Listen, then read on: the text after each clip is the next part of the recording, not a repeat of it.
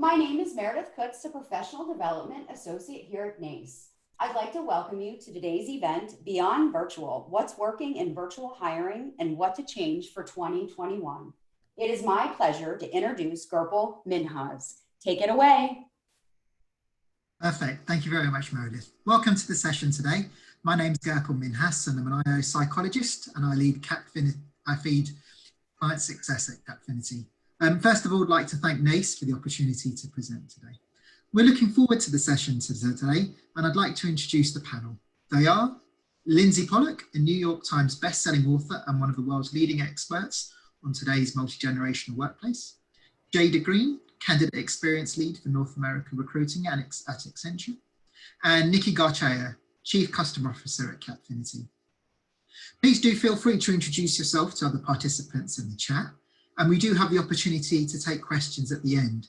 Please do use the chat or the Q&A functionality, and we'll collate questions to ask the panel at the end of the session. Nicky, over to you. Thanks so much, Gurpal, and thank you, NACE, for the opportunity to present today. I'm delighted to be accompanied by Lindsey and Jada, and we also have Jeannie helping arm the panel in New York with Gurpal. So please do ask those questions as we get started. So just briefly, I wanted to share a little bit about Capfinity for any of you who aren't already clients or unfamiliar with us as a business.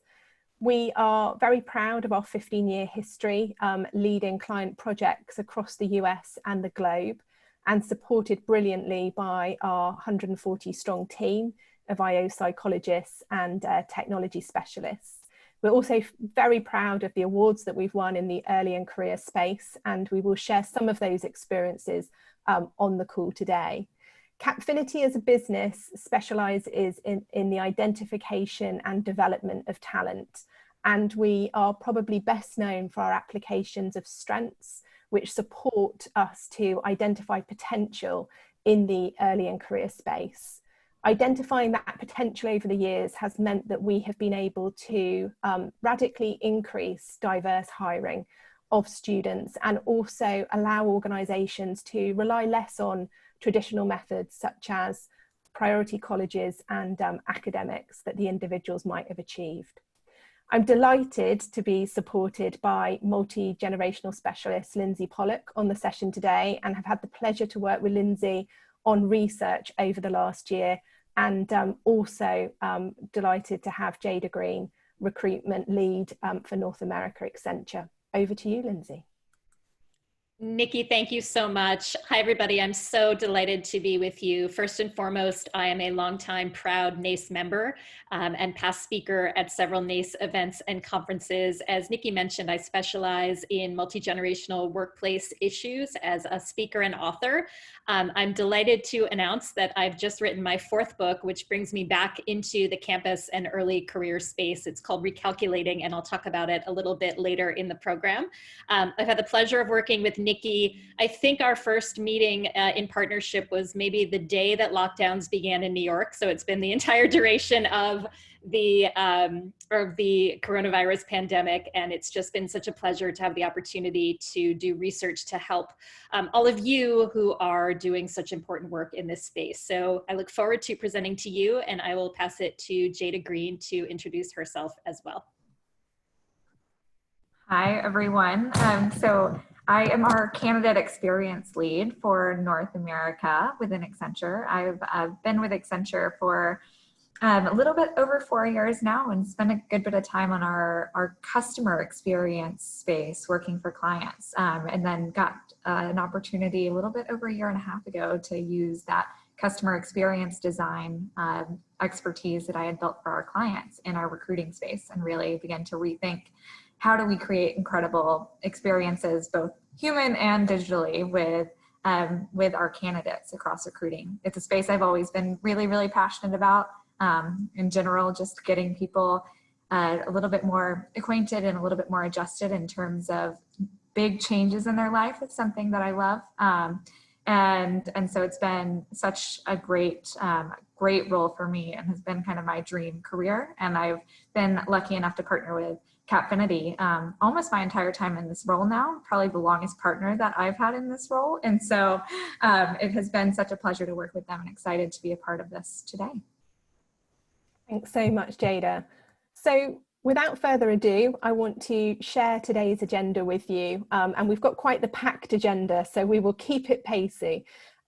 First of all, we want to take the opportunity to really look back a little at what's worked during these times and also what's not working in the recruitment landscape. We'd like to help you think about focusing on virtual recruitment and the impact that it can have on diversity and equality and inclusion goals. And Lindsey and I are going to share some examples of things that we've heard whilst we've been running this research on that particular topic. And then really to hand to Jada to be able to learn from the experience of Accenture and the many kind of innovations and a candid view of what's worked and what hasn't, so that you have things that you can take away from the session and hopefully practically implement.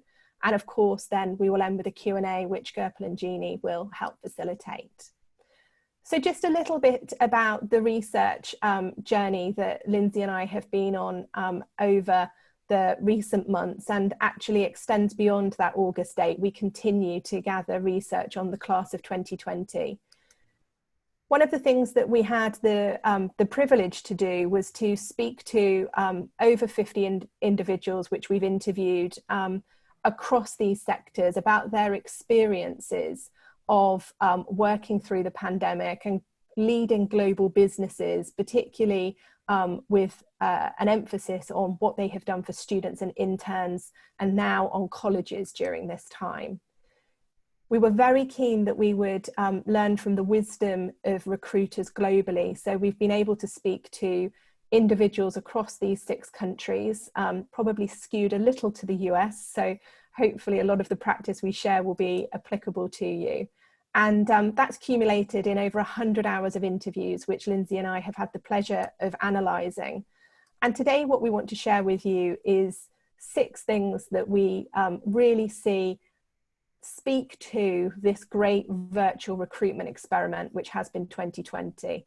And we're going to share 3 outcomes that we've got for employers, and then 3 outcomes that we've heard from students and also those supporting students. So I will hand to Lindsey to kick off the first section. Thanks, Nikki. I just want to echo what you introduced, that this has been an experiment, and what came through so strongly in all of our interviews is that nobody knew exactly what to do.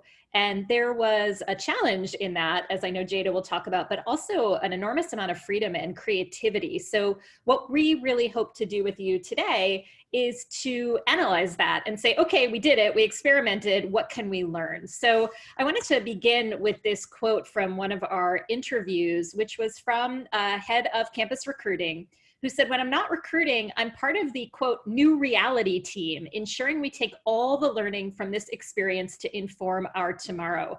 And that's really how I encourage all of us to think, that we are never going back to what it was like before. And so everything we do is really informing the future. And one of the themes that came up over and over in our interviews was that campus recruiting and recruiting in general has a seat at the table during this crisis that perhaps it didn't have before. And who knows if it will have again. So just such a desire to take advantage of that important moment in time.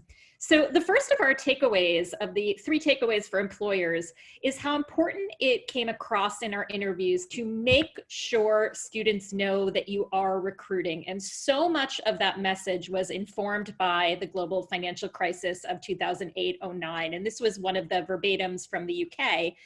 My worry is for candidates. There's evidence this happened in the financial crash. They assume the labor market is dead and nobody is recruiting. So they just totally disengage.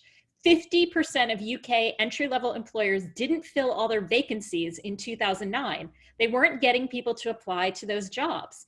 It won't be easy for students this year and next year, but it might be better than they think. And I heard this over and over again from career services professionals and employers, that applications were actually down with the market, which doesn't make sense. Even in the broader market beyond entry level, the CEO of ZipRecruiter said that their applications following the pandemic were down 20%, even though unemployment had skyrocketed. So there's this feeling of paralysis out there that we absolutely must counter. And in particular, there's a concern about that for diverse student candidates. So here's another quotation on this topic. I'm most worried about the candidates who discount themselves from being, quote, not the sort of person we might want to recruit before recruiters have even opened their application processes. So the takeaway here is what works is to be very proactive, particularly with diverse candidates, candidates from underrepresented backgrounds, and to outreach frequently to simply remind students that they should be applying for jobs. Thanks, Lindsay. So I'm going to pick it up from here and speak a little more to this, the outcomes of this virtual recruitment experiment. One of the things that we have heard loud and clear is that now is actually an opportunity to accelerate pilot programs and technology innovations.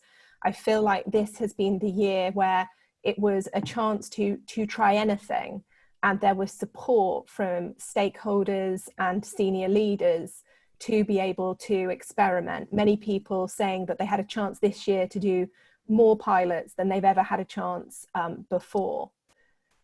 And this quote really speaks to that. This is all a pilot. This should inform our ability to create some change in the organization. People are really leaning in right now, and we have leadership's attention and their willingness.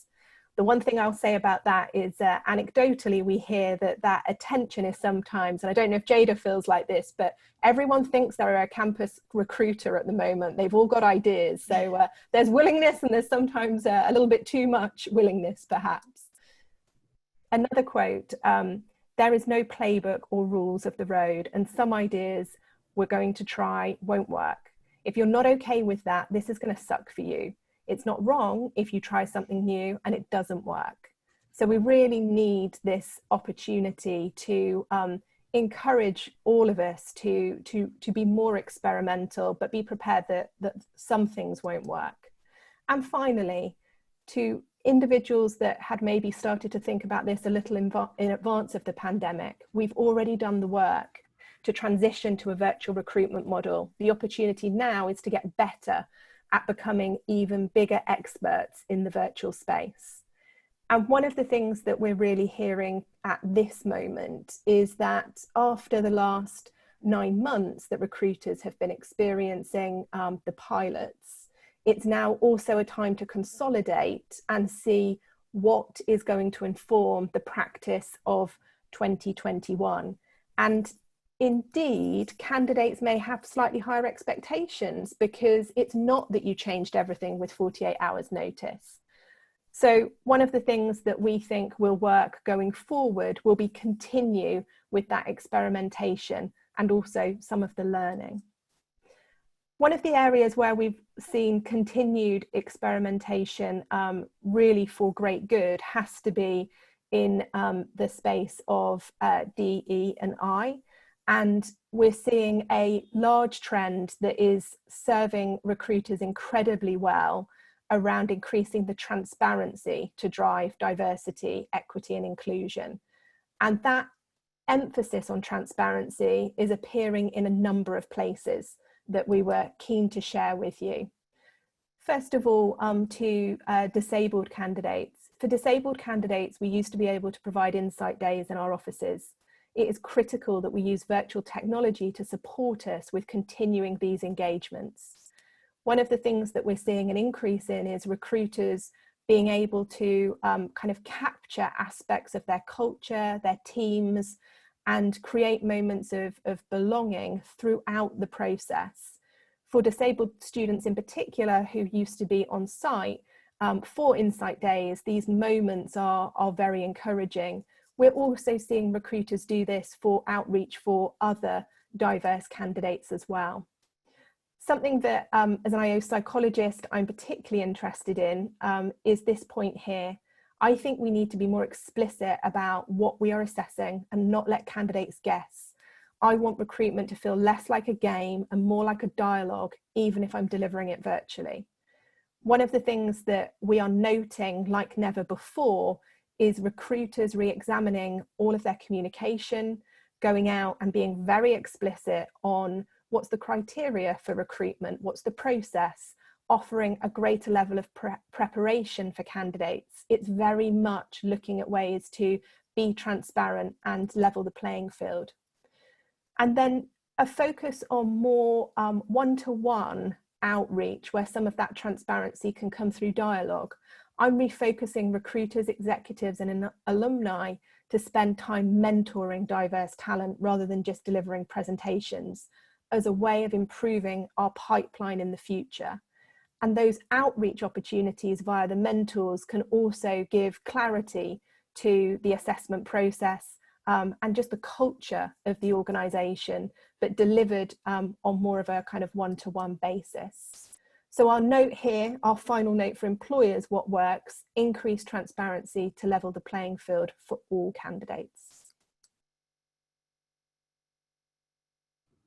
So we wanted to bring this alive for you a little bit with some specific examples of what innovations some employers have been using. So here are 3 key takeaways, and you have our permission to borrow or steal them for your own teams. The first is to not forget the fun of recruiting. So many on-campus in-person events are fun. These are students. And so a small but really meaningful action that one of our interviewees took was to create a Spotify playlist for the interns, in this case, who were coming into the company, and making sure that there was fun and entertainment involved. And that was a really nice piece of experimentation that I'm sure this company will continue to do moving forward, no matter what happens, because it was so powerful and enjoyable and got such great traction. Another example, as Nicky said, everybody feels like they're a campus recruiter right now. So one company that we interviewed said, well, let's do something about that.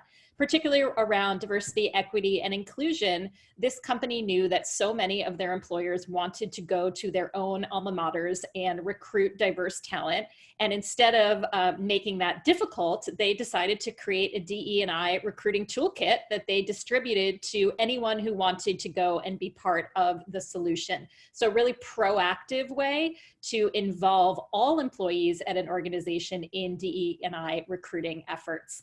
And the final example, which I think really drives home that point of transparency that Nicky mentioned, is there is so much inequity in this process, and certainly we're seeing it in education overall. And one of the strategies that one of our interviewees used, it happened to be a law firm, was to make sure that every single intern had the exact same experience. And so they created an internship in a box, which was a literal box that was mailed to everybody with the same technology, the same swag, the same instructions, the same mentoring opportunities across all of the interns. And I think we're going to see more of that in the recruiting process, of an equality of opportunity and experience that we can now create in these virtual environments. So I think it's one of those areas that people had talked about but never really done. And the pandemic has really forced us to create these kinds of physical opportunities for students.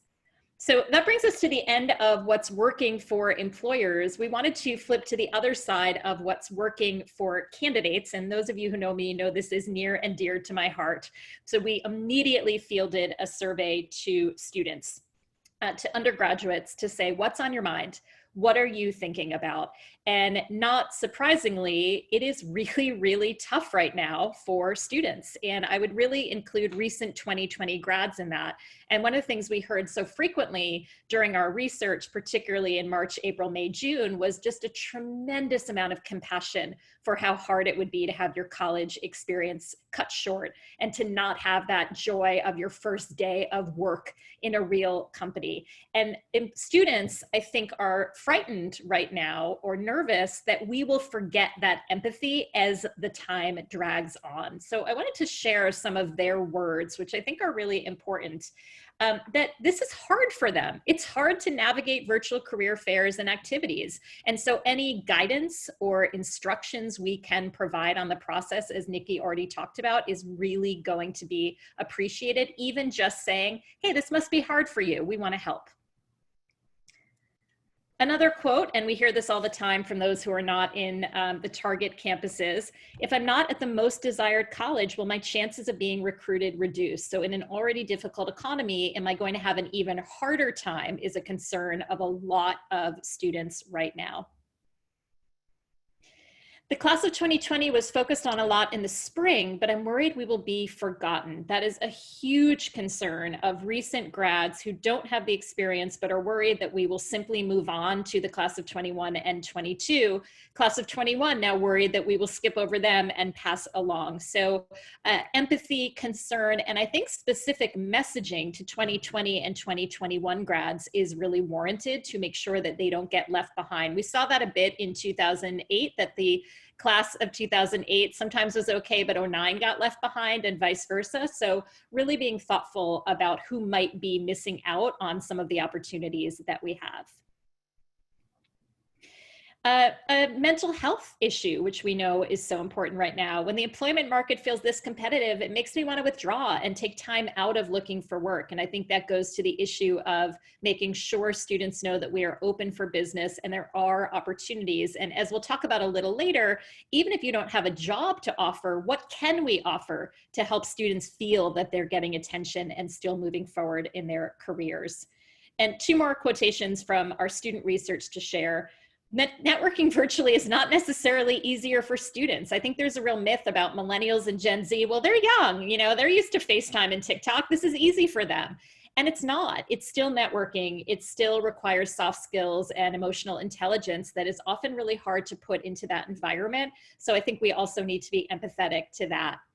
And finally, if I can't find a job, how can I use my time well? What are the alternatives that I have right now, even if jobs are not available? So all of this is to say that I think part of the messaging and the sort of work that we're doing to recruit, I think needs to have a really healthy dose of empathy and compassion and help for this generation. We all really care about these students, so what can we do to keep them moving forward? Nikki. Thanks, Lindsay, and some very impactful reminders of the student voice. One of the areas that comes through clearly from both what the recruiters think is important for the students and what the students say is striking this balance between humanity and technology. And I think particularly as we go into 2021 and the students are already reporting virtual fatigue, this is something that we have to be incredibly mindful of. One of the things that came through the research was this blend of almost vintage and ancient recruitment practice coming together with the best of futuristic technology. And I'd urge you as recruiters to really kind of lean into that possible blend, because there is some wisdom in getting the two of the old and the new together. One of the things I think that will resonate with many of you and does with our clients, candidates tell us that the thing that makes our firm different is our people. They enjoy the interaction during the recruitment process. That's a competitive advantage. We don't want to lose that. Personal connection is what gets us across the line. And I'm seeing many law firms and many consulting firms really saving up still the kind of partner contact as the very final stage, whilst delivered virtually, but still something where the most senior individuals are coming in to engage with the students. And one of my favorite vintage practices, normally my phone rings at this point, but I have unplugged it today. From an assessment perspective, we are putting more emphasis into phone interviewing. It helps us build connection more than if we just do, if they record a video. And we're seeing people really start using phone interview for hard to reach pipelines where they can build greater connection with people. So particularly where there is more school-based recruitment or apprentice recruitment, phone interviewing making a big comeback. And then finally, an organisation that really took a marketing-led approach to their communication strategy. We have stood back and looked at our virtual strategy and wrapped a persona-led communications plan around our process. This means we're providing a more personalised experience across our candidate journey. This is allowing us to harness technological change with the best of communication practice. So fantastic to really see people bringing their communication plans to the whole recruitment process. So what works? Essentially to never lose the personal touch, and when we can't be in person, to think of creative ways to support that personalized experience for candidates so they really get to understand you as a business. One of the things that we've heard also from collegerecruiter.com, and I think Stephen is hopefully on the call now, so we'll maybe field questions for us on it, but there's also a piece around making the best of where you place aspects of technology within your process. And what Stephen shared with Lindsey and I is that virtual career events perform poorly at the top of the funnel, which might be where we all want to put them, but seem to do well for the middle of the funnel. In other words, they're a poor sourcing tool, but good encouragement tools. Candidates who don't already know about you or who aren't already interested in the roles are unlikely to become either as a result of a virtual career event. So some real words of wisdom there by Stephen, and something to really think about the placement of the virtual career experience. Over to you, Lindsey. Thanks, Nikki. I'll talk through the final of our 6 recommendations of what's working, and that's really around your culture and building on Nikki's point of being very, very mindful of what is technology driven and what is personal. And to that issue that so many of you resonate with, that we have to make sure candidates understand deeply who we are. And so our final advice is to build a sense of belonging. And we use that word really deliberately. The first quotation I'll share: we're using our attraction stages to provide future candidates with meaningful experiences and insights about our business so they can learn about us when we're recruiting and when we are not. Just an enormous opportunity now, even if you have no positions available, to build brand awareness and positivity. One of the things, particularly around the DE&I space, and particularly around all of the actions and communications after the killing of George Floyd, was we are watching you and we are listening to what you say, and we are paying attention whether we are applying to you now or not. And I think it's really important to bring that across in all of our communications and experiences that are even not job related. Here's another comment. We've asked diverse employees to run insight series for all students so they can hear firsthand and learn from employees that share their background and understand some of the students' fears and concerns. So again, really tapping all employees who are interested to be part of the recruiting process, particularly if they have student groups or populations that they resonate with. And finally, and I think this is such a great quote to end on, we have a keen focus on making sure that our managers are prepared with resources to onboard new hires and making sure new hires get assimilated, which is so hard to do virtually. We're placing a lot of emphasis on the importance of belonging. This is far beyond a new employee's tech needs. How can we make sure we're creating a culture that welcomes them in even though we are not together in person? So this means virtual events. We talked about the Spotify playlist, the internship in a box.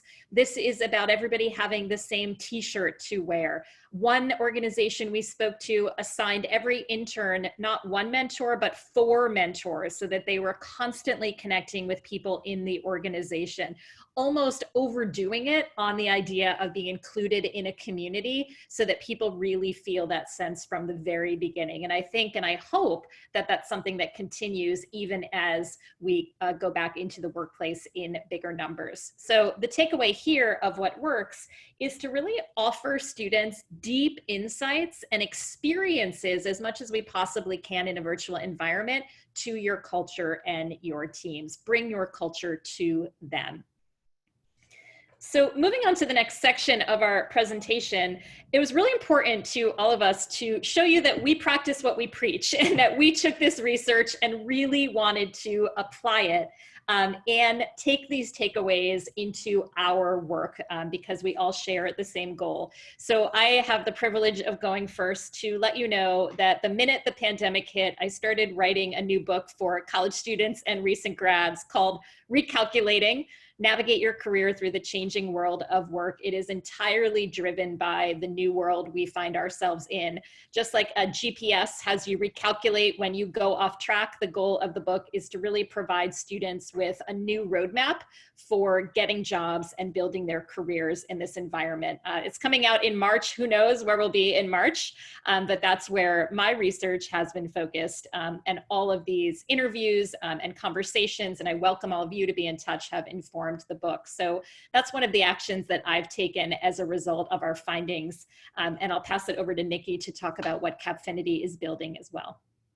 Thanks, Lindsay. And I just had a crazy idea of an in-person kind of book signing. You know, maybe I'll be there with my recalculating copy. Who knows? One of the things that we have done at Capfinity, and we're delighted that Accenture's been our first partner for the platform, is launch the virtual engagement and evaluation platform V.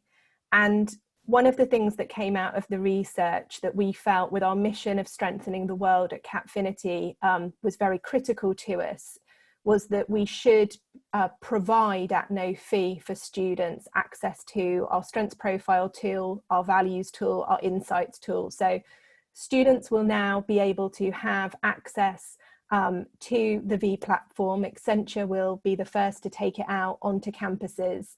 And in the discovery section, students will be able to discover their strengths, and hopefully that will very much support DE and I objectives, because we know when students know what their strengths are, that they are more successful at latter stages in the process. In the second part of V, we are offering upskilling. We've got 5 career readiness upskill areas where students in their own time are able to understand skills like resilience, analysis, collaboration, and develop skills so that they can practice those and then be career ready when they go on to apply. And in the showcase section, students will be able to take job simulation. There'll be an Accenture job simulation will be the first. And what Jada will be able to do with that is she will then be able to prioritize talent, really to Stephen's point, so that she knows students that are pre-matched to her, and then they can focus their outreach to those students. So very pleased to be taking this to campuses across the US in the coming months. So we want to hand now to Jada to talk about what Accenture did. And Jada's got a fantastic story to share with you. Keep chatting your questions, and we look forward to taking those shortly. Over to you, Jada. Thank you, Nikki. So March 2020, I think I had just been in New York right at the end of February, and then got back to Charlotte, North Carolina. And within a couple of days, weeks, things began to shut down. Our offices started closing, and I get a call that says, we have to shift everything to virtual, and we need to have our new virtual internship program and the whole strategy on what that's going to look like by Friday. This was Wednesday. So we had 48 hours to say, okay, how are we going to do this? And the stress of that initial 48-hour window was honestly around the empathy for the candidates, because we had summer analysts, as we call them at Accenture, our interns who had offers, and internships were starting to get canceled left and right.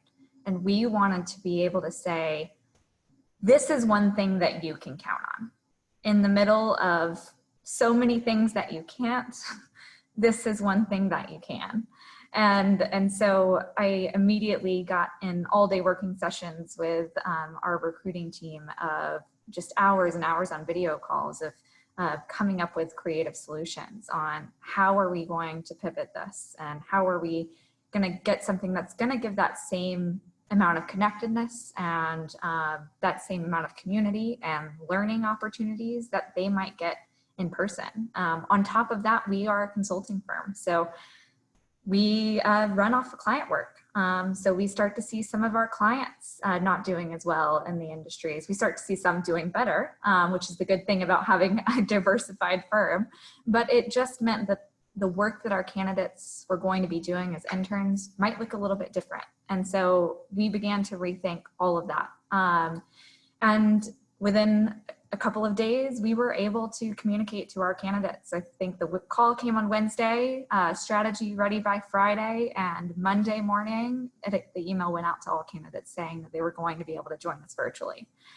And then within weeks, we also began thinking about, all right, now we have to get to the next thing, which is the fact that all of our recruiting needs to shift to virtual. And we don't know how long this is going to last. I just remember feeling like, is this something that's going to be done by May anyway? And we're putting in all of this work. And so we were making plan A's and plan B's and plan C's on what this was going to mean.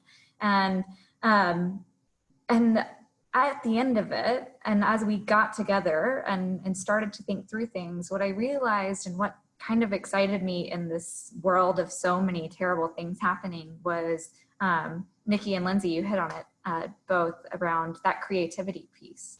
We really had a chance to be creative, and I felt more connected with the world than I think I've ever had. We're a global company, and that sense of togetherness and connectedness was really kind of incredible in all of this. And so some will say that 2020 is a year that we should just move on from, but I think it's been a really great year for moving that forward thinking to the forefront, that accelerating everything that we had said, okay, we're going to do this and this and this for the future. The future is right now, and we need it ASAP. And so what did that look like for us? So Nicky, we can move to the next.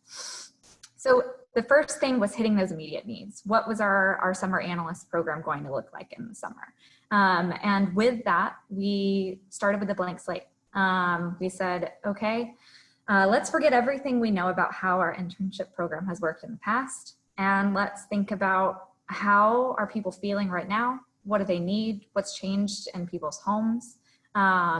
And let's try to design something that's going to fit that and support that unique situation. Also knowing that people are not going to want to spend hours and hours and hours on computer screens constantly. So how do we have our areas of networking and community and fun without exhausting people outside of their work days on computers? And so what we came up with were a couple of things that really helped us go around those key pillars of the work that we do, community, and around just making sure that they had a chance to learn and grow, and feel like they were a part of something fun, rather than just doing work on their computer alone all day. Our number one concern was that support, and making sure that they had what they needed to make this a really valuable internship. So one of the first things was this passport idea. Everyone was talking about posting on Instagram about their past travels and how that was no longer. And so we started to think, okay, how can we bring this idea of exploration into people's homes? We created these personalized passports that came in a welcome package that had everything from a conference call bingo card to a phone stand and an Accenture mug, your screen cleaner, and this passport that allowed them to explore Accenture and to explore their summer. They came with stamps around meeting new people or learning a new skill, so that they could take away from their summer a piece of what this journey was and be able to remember that in a new way. We also had several other initiatives around just making sure that people had connections and support, and that we had a focus on helping communities. We did a week of giving where people had the opportunity to donate to different areas in their local communities, or order from a local restaurant, those types of things, to really bring what was happening in the world into this experience versus trying to segment the two. The other thing that we did is, luckily we had already started working with Forage on a virtual experience program. Our Accenture Australia team had done some great work on this, and we were starting to build out an experience program that would allow people to actually go in and practice project planning skills, user design skills, data analysis with real Excels, and communications with real emails. And so we had begun working on that before this. And then we were like, okay, we need this ASAP. You can see on that program, it's me right here on the video where I'd planned to be in a professional video environment to be the intro, and had to switch that all to virtual. And that really helped us meet the need of, with our incoming joiners and with our summer analysts, with our high potential candidates who we know and we've been planning on as they get ready for graduation, making sure that they know that we're here, and giving them opportunities to learn, because people were hungry for that. They wanted to learn. They had a lot of time on their hands, and were looking for things to do. The next thing that we did to meet those immediate needs, and it's also around those high potential candidates and our incoming joiners who maybe their start date moved out, was let's make sure that they have an opportunity to have a support system, to also have a place to learn and grow. And so that's where we went into our Staying Connected series. We launched this pretty quickly after the pandemic began, and that was a weekly series, and it's a weekly virtual series where they could learn anything from about blockchain to how we're working with clients on things like contact tracing, and then also about our culture and our people. And one of the things that I'm most proud of from this series is that we quickly realized that hosting a weekly live series comes with a lot of responsibility. And so on May 25th, when George Floyd was killed, we had to think about, okay, do we host a session next week? Because if we do, there's nothing more important than this. And if we don't, are we just being silent and not or being scared to be bold, which are some of the things that got us into all of this to begin with, is being scared to make those bold choices and to speak up and actually share experiences. And so we had some of our people, which is something that we had been doing internally, is hosting open door sessions where people could just talk about how they were feeling. I remember those weeks being very, very raw and full of a lot of tears every day. And we were seeing the power of that internally, and we wanted to share that externally. So we opened up an open door session that week where some of the brave members of our Accenture team got on and shared their stories and their feelings. And we also offered that platform for the 1,400 plus candidates at that point that had signed up for the series to have that support place, to have a place to learn. And you can see here a quote from someone who was impacted by that. They said, today I attended the 4th session in Accenture's weekly Staying Connected series, and instead of going through a session that was originally planned, the leaders provided a space to learn, listen, and share about the events that are going on in our country right now. I'm honored and proud to be joining a company and community that amplifies employees' voices, takes a firm stance against all forms of racism, and understands the importance of having honest conversations during these difficult times. So with this Staying Connected series and really seeing that power of just being connected, quite literally, it began to resonate with us that this was not something that should be temporary. And so now we are continuing that Staying Connected series and plan to well beyond the pandemic, so that we can continue to stay connected with our high potential candidates and our incoming joiners in a similar way. And then we started thinking about, okay, fall recruiting is coming up. Really, really busy time for entry-level recruiting. And how are we going to make this work? Nikki, one of the things you touched on was at Accenture, our real selling point is a couple of things. One thing is technology and innovation, but when you ask people who are here what they love most, it is the people. And so how do we bring that in a virtual environment? And we went down a couple of different rabbit holes. I remember getting on calls with some of the team from Capfinity to think about, okay, what are people doing? What's the best way to approach this? And not tire people out. And I think one of the things that we approached incorrectly at first as an Accenture team beginning to think about this was, okay, how do we take what we started piloting in 2019, which was this really cool in-person experience of taking people to our innovation hubs and immersing them in our culture, in our world, going through new virtual reality assessments that we partnered with Capfinity on. And how do we bring that to virtual? And the error there was that we were thinking, okay, here's the in-person experience, let's make a virtual version of that. And we very quickly realized as we started to think about how that would logistically work, that that was not the right choice, that we had to design something that was unique to what people were feeling and thinking and needing in this given time. So we were able to do a couple of things around our externships, like our Rise HBCU conference. We were able to go fully virtual with that. And teach them design thinking skills, use online tools for this, make sure that they had chances to connect with people in smaller groups, and actually come out of that with a certification in cloud, if they chose to, which is one of the top technologies that our clients need and that the world need right now as we've moved to virtual world across the pandemic. And so the other things that we did were that in 2019, thankfully, we had begun already with CAP in terms of creating this new immersive experience with our assessments. And so we had this discovery portal that you see here with Captivate, which did immerse them in our world. And it's one of the entry points into the experience where they go through this digital assessment, and it's a fictitious client scenario, and they get to go through real challenges that immerse them in our world and the work that we do. And we've gotten incredible feedback in terms of the amount that they're learning while they're also being evaluated. And so that pilot has been super successful and has really helped in this virtual world to make sure that we're bringing that combination of human plus technology here. Additionally, with interviews, we've moved them with our final round interviews. They're all video interviews in terms of a person-to-person video conversation to try to simulate that same type of connection.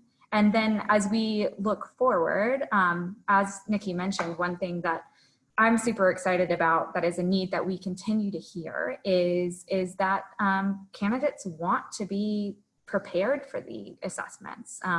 They want to learn ways to practice before they actually get there. And so with B, we're going to be able to immerse them sooner into our world and actually help them learn about their strengths and learn more about their career aspirations. One thing I love about this is consulting's always kind of been a black box in terms of what it actually means on the job. And these types of simulations unbox that and help people realize, is this what I want to do? Is this going to work for me? And so that has been really key in this too. The other thing that I'll mention here is throughout all of this, one of the things that's been most powerful is just picking up the phone and calling candidates, just having a one-on-one conversation. And that's one thing that I think is getting lost sometimes in the pandemic is everyone's going towards, okay, technology, technology, technology, and forgetting the human aspect. And while the technology piece is fantastic and is really helping, we can't forget the human piece and we can't create another void. And so the more that we just call and have a one-on-one conversation, those have been some of the most impactful moments for our candidates. So what have they actually thought throughout this whole process versus me just saying what I think is great about it? And so if we could see a couple quotes here. So on that first one, the first one you see here is around that digital assessment and them really thinking it was so cool in quotes and loving that they were able to learn about Accenture while they were going through this assessment. That's been the number one piece of feedback we've gotten on that is people love that they're getting to learn and that's at the beginning of their interview process so that by the time they're actually talking to people that they know what they're talking about. They've gone through it. And so that's been really helpful. The next one you see is around that experience program I talked about. Again, just unboxing what it is that it's really like to do on the job and helping people gain skills in real time. And then this last one is around that authenticity point and really just connecting with people, with staying connected.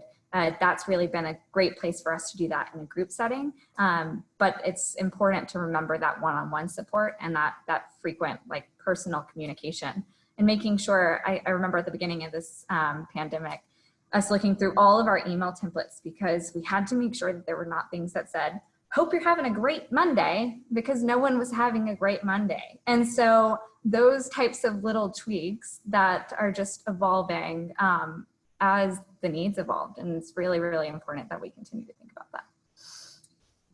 And so what's next? What did we learn through all of this? What are those key themes? The number one is that people are hungry for that authenticity and connection more than ever. And they're in front of their screens more, and they're starting to think about what their values are and are able to kind of reflect a little bit more. And so we've got to make sure that we have that sense of connection and authenticity in everything that we do. The second thing that was really important throughout all of this is that I don't think virtual experiences should ever be a plan B anymore. I think that we need a plan A, plan A1, which is in person, a plan A2, which is virtual, maybe the opposite of that, but they're both on the same field. And they can't be a virtual version of an in-person event. It's its own experiences. And people going through that have their own unique needs. And we've got to remember that. And we have to have that always ready. That's the future. I think we've all realized that we can operate in this world now. And so we should be creating incredible experiences in the virtual world and in person when we're back to doing that, and have both of those things in our back pocket so that candidates, no matter what their situation is, have that same exposure and have that same sense of connection and can learn in the same way. Which brings me to that last point of just making sure that we start everything with that empathy. I think we've learned in 2020 that nothing is certain and things are going to continue to change. And sometimes it's easy to get caught up in the day-to-day and in our own thoughts, but we have to remember that empathy should be the beginning of everything. And we've got to evolve as the needs of the people we're interacting with evolve. And so I think this has been a great year for that change, and I think it's going to continue. I think we're moving into questions now. Thank you very much. That was incredibly insightful, Nicky, Lindsey, and Jada. I particularly found the point around having to mobilize virtual strategy fascinating so quickly, and I'm sure it's a story that will resonate with many of our participants today. So we've got some brilliant questions. I will ask them to you all. So first up, Lindsey, you mentioned the research was global. What differences did you find, if any, between the different countries? Yeah, I'll speak to that briefly and then pass it to Nicky. Obviously, timing was different in the Southern Hemisphere, so we were able to compare different time frames in the process. I'll just pull out one piece that I thought was really interesting, which is it became very clear that countries outside of the United States, to be frank, were far ahead of the game when it came to disability recruiting and including disability in their processes. So neurodiversity, physical diversity, physical abilities was really powerfully included in all of their strategies. And many of the companies that we interviewed in the United States said that they admitted they were a little bit behind on that topic. So I think what we're going to see, you know, in the next few years here in the US is much more focus on disability included in the conversation of diversity, equity, and inclusion, along with mental health and mental health challenges. So Nicky, I'll pass it to you for other insights, but that really stood out to me. Thanks, Lindsey. And I think the other thing that stood out, not necessarily purely global, but we do see probably across the US that there was more of a focus traditionally on, say, priority schools and being in person on campus, whereas in other countries there was more inclusion and appetite for using, say, virtual assessment and then prioritizing talent. I think what we've seen during the research is that gap has closed quite considerably, with more US recruiters looking for a virtual solution in the funnel to then prioritize the talent. But certainly when we started in March, that gap was quite significant. Perfect. Thank you very much, both. Jada, a question for you, if that's okay. Were your interviews previously recorded, or have you relied on two-way interviewing or videos prior to COVID-19?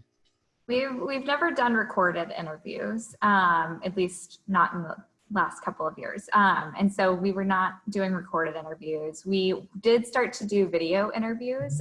That's for our final round. We do phone conversations for the more casual ones before.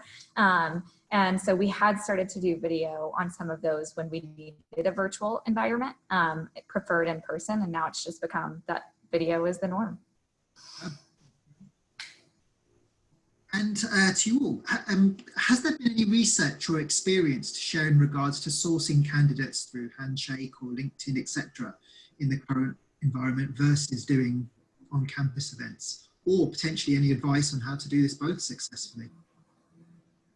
I can share a little bit of a story around just digital sourcing tools in general, and how we've used them. One thing that we did see a shift in this year, because the world was changing, was that the needs of our clients were changing, which then meant the skills that we were recruiting for were changing in terms of where the emphasis was. And digital sourcing tools were really, really helpful with that, because we were able to help pinpoint candidates who might have the skills that we were recruiting for. Perfect. Thank you very much. And are there any recommendations, online platforms to use when transitioning to any online internship programs?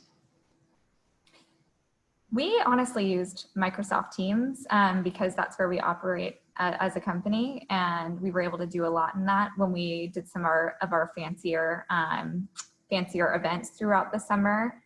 We had a team kind of help build from an in-house creative perspective a platform there. I'm not sure, Lindsay or Nikki, if you have any other recommendations there. I participated as a speaker in a lot of online internship programs, and Jada, to your point, everybody used the tools that they normally use internally. So they wanted to have the interns have the experience of being real employees and use those same tools. So whether the company was WebEx driven or GoToMeeting or Microsoft Teams or even Slack, they used a lot of the same tools that they would use in a real job. The one thing we've seen probably, it's increasing in the US, but we've seen certainly across Europe, has been virtual assessment platforms for the final stage, where you can upload case studies, you can do group exercises. That's something that I think we've started to see more use of, and we anticipate probably a lot more coming up for 2021. If I can add one piece, something that was interesting that a few companies shared was that the internships for many were asynchronous, because they understood that some people were not in the same time zone or did not have access to the technology or the Wi-Fi capabilities of others. So to level the playing field, they would create projects or events that were not always in real time to make it more equitable. I thought that was interesting. Perfect. And we have one final question. What one piece of advice would you offer for recruiters on how to support applicants during the current pandemic? I'll take that first of all, and it just speaks to this point that we've been hearing around transparency. One of the things that I've seen recruiters do is really just take a chance to review everything that they're doing and see, particularly from a DE&I perspective, what can they do across the process to be clearer, more transparent, and level the playing field. And it feels and seems like one of the simplest things that a recruiter can do with no real kind of budget attached to it, but the impact that it can have can be very profound. And some of the things Jada spoke to, the speaker series, those things and activities where you're just clearly communicating are investments in time, but they're not necessarily kind of, high expense. So that transparency piece for me, for the recruiter, is key this year and next. I think that's great, Nikki. And honestly, to speak to that, even if you don't have budget for new things, there are things that you can do that just make things a little bit more personal. And I think it's that personal touch that is really resonating with people right now. And I would add, if I had to break it down to one piece of advice, it's to over communicate with candidates. There's so much uncertainty and so much fear. And just to say, we received your application, or things are undergoing, we're not sure yet what to tell you. I think all of that is really appreciated right now. Well, that brings us to time. Once again, to our speakers, thank you very much for your time and your efforts today. Thank you for NACE for the opportunity to speak, and also for the participants. I hope you've enjoyed our session. If you have any questions, please do drop our speakers a line. But I'll hand it back over to Meredith and NACE now. Thank you, Capfinity, for a very informative session, and thank you participants for attending today's event. The archive, along with step-by-step instructions on how to receive these items, will be made available within 3 to 5 business days. This officially concludes the event, and you may now sign off.